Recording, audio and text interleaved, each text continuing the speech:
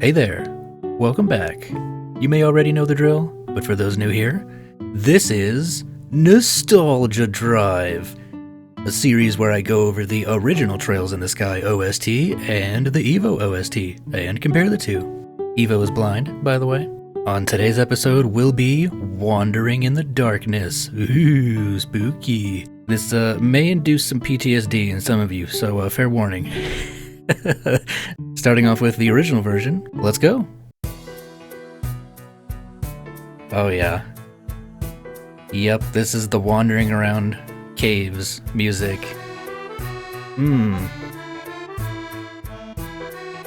Oh yeah. Seriously, for for literal cave music, this song has no business being this hard.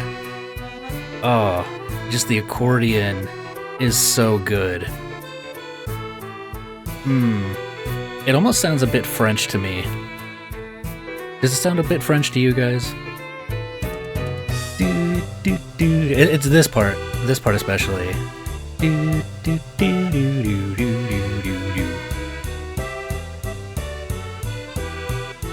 And you got that bass in the back. The supporting rhythm. No, and that snare drum too. Piano coming in, doing its job. A little bit, it does sound a little bit jazzy. And the flute. Gotta love the flute.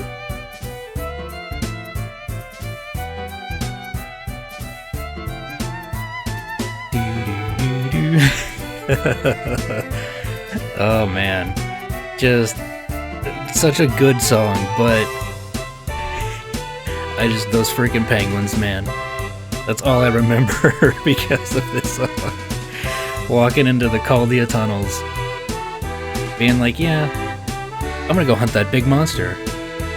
I'm gonna get some money. I'm gonna get some bracer points. Might even rank up. And oh, look at these penguins, and oh gosh, penguins of death. They definitely belong in a Monty Python flick.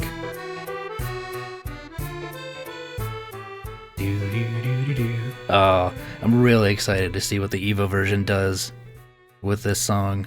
Because I remember fighting those penguins and being like, oh, these aren't that bad. And then I think, like, there were all the different colored penguins. I think they each had a different status ailment that they specialized in, or maybe it was a different art. I don't remember the specifics. It was something like that. It was one of those two. I remember for that point in the game, they were hard enemies. That was a rough area, and those penguins were everywhere. There was the baby penguins too. Lured you into this false sense of, oh, this is gonna be easy. No, no, not at all.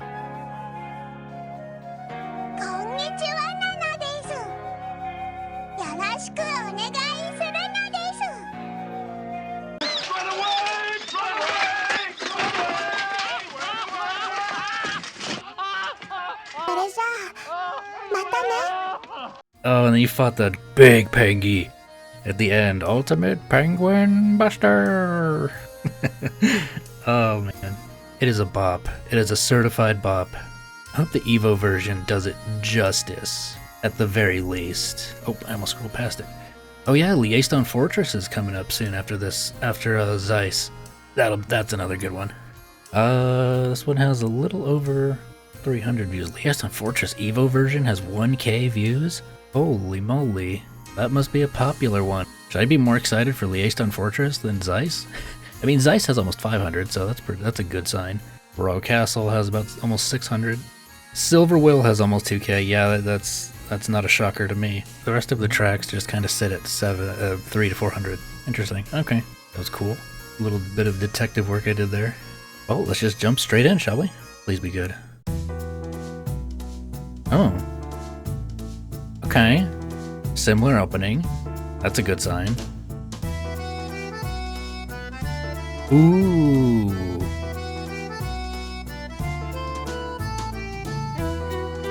Violin as an accompaniment this time. Ooh. Violin plus accordion. That's a... Oh, and you get the piano in the back. And the percussion too is very quiet. Da, da, da, da, da, da, da.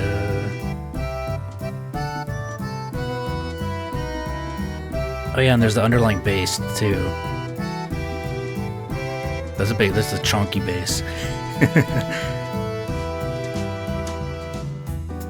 Bum, bum, bum, ba-dum, ba-dum, bum, bum, bum. This one's nice. I like this one. Okay, they kept the flute too.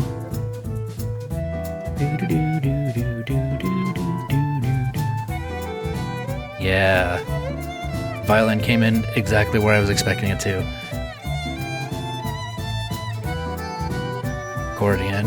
Come on, the accordion and the violin gotta team up. Come on, for this next section.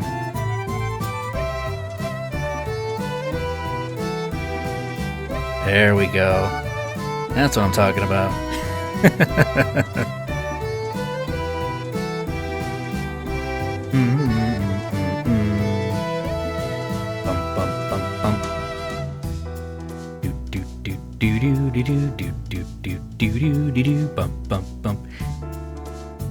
Yeah, I like this one. Oh. Ooh, nice finish with the piano there. Yeah, it's again another instance where the Evo version keeps the same rhythm.